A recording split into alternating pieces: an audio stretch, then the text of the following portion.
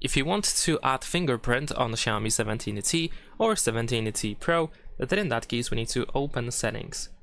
Now over here in settings we want to scroll down a little bit, and then we need to find fingerprints, face data and screen lock.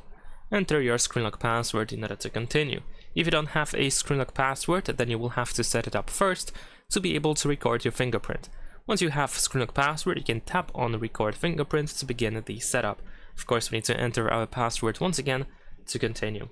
Over here we have screen protector tip, which says that screen protectors may interfere with the screen fingerprint recognition, so it might work worse when applying or when using a screen protector. Now over here we have our sensor, so now you just have to touch it with the finger that you want to scan. So just touch and lift your finger. And then keep doing that all the time. So touch and lift your finger after you feel like a little vibration. Every time you touch the sensor, you should try to do that from a different angle. So touch it from a different angle, but also put your finger from a different angle. So try to, for example, rotate it. Try to scan simply as much of your finger as possible.